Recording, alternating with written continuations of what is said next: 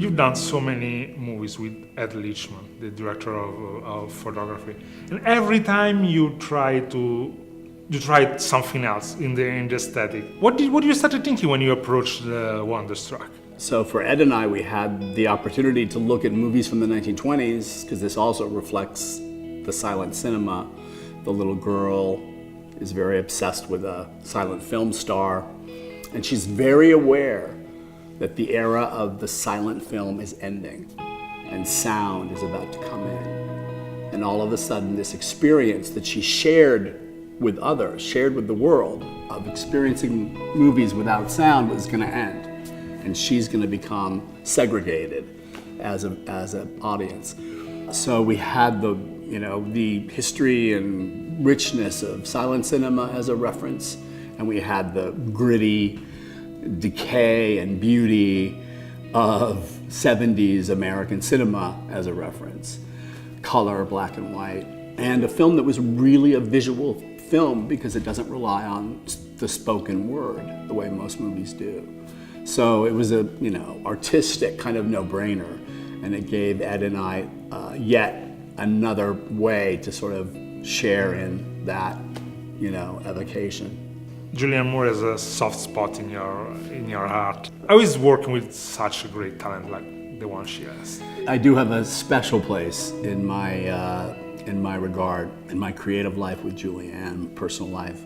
We started out together early in our careers. My second feature, Safe, and one of the most courageous, astonishing performances, I think, of her, wildly varied and brilliant career is that one. But when I saw what she was capable of doing in Safe and really making that conceptual idea come to life through this almost unplayable character, I knew that I had met, a creative partner that I was not going to want to let go of too quickly. So yeah, it's such a tremendous honor and pleasure to go back and to give her more challenges. What was great about Wonderstruck is it was yet again something she's never done before, because it was a non-speaking performance. She plays a deaf character. She plays a dual role.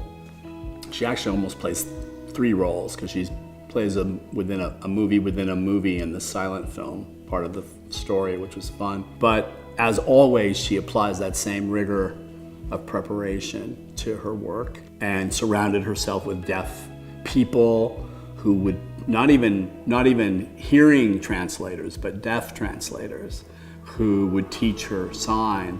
And because she really wanted to feel that she was understanding and representing accurately and deeply their experience. And what was great is that we also had deaf actors around us in the film, not just Millicent Simmons, the little girl who plays Little Rose, who's a deaf kid who's never acted before and who's remarkable. But we also cast deaf actors in supporting bit parts in the silent film, playing hearing people, which of course they would rarely get to do. But because it was a silent film, they could impersonate us, basically.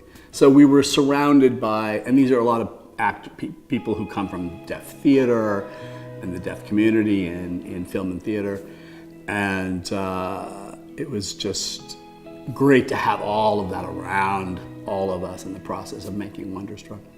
Without giving too much away, which has been for you the most challenging scene to shoot in this movie in an emotional way?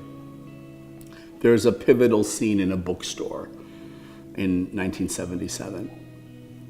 And it's before the little boy realizes that there's a relationship that he has to the Julianne Moore character. She realizes it. But she's deaf, and he's only just become deaf.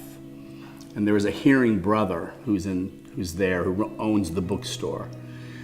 And it's through this old book from a catalog book from an exhibition at the Museum of Natural History that's called Wonderstruck, that the boy has been carrying around with him as some sort of signifier of where he came from. He's trying to figure out who his father was.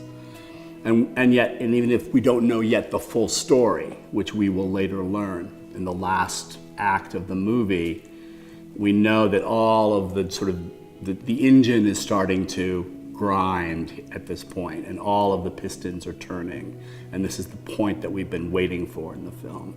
And so it's a scene of particular emotional impact, but it's mysterious. It unfolds with great mystery. And it was a hard film to direct because it was a lot of writing down, passing notes, holding up, blah, blah, blah, blah, a lot of sort of business that's not necessarily dramatic in and of itself, but what the notes convey is everything you want to know as a viewer. So that was challenging. I had 3 lovely, perfect actors with me, and we're in a very tight space in a crowded little old-fashioned bookstore, the kinds you don't see anymore in big cities or anywhere. So yeah, that was a pivotal scene. You show New York in the 20s and the 70s in this movie. You showed New York in the 50s in your previous Carol, which is so magic about the Big Apple for you. Like all great cities, they have elements of history that have always been there, and yet a living city is always in transition and change. And there's always death in a city and loss in a city and a turning over of elements in a city. And we mourn the loss of that building or that store or that restaurant. But you have to understand that that's really what keeps a city alive as well, the fact that there's always loss, death, turnover. What's remarkable about Wonderstruck is that there are certain institutions that this film really pays homage to, like the Museum of Natural History, that is a place of collecting and reflecting from a natural scientific perspective that continues, that collection grows and changes as well. A lot over the years, and particularly in the 1920s, it saw tremendous growth. But it's a place where these 2 children, because it's really about time travel, this film, they are touching the meteorite and their hands are grazing across the giant mosquito display. Things that haven't changed, things that sort of stand in as time itself. So special institutions in cities like that also offer those sort of counterpoints of change and time. And I think the film really gives you that kind of little shiver down your spine about how things survive, and how these kids both encounter it in their own unique journeys.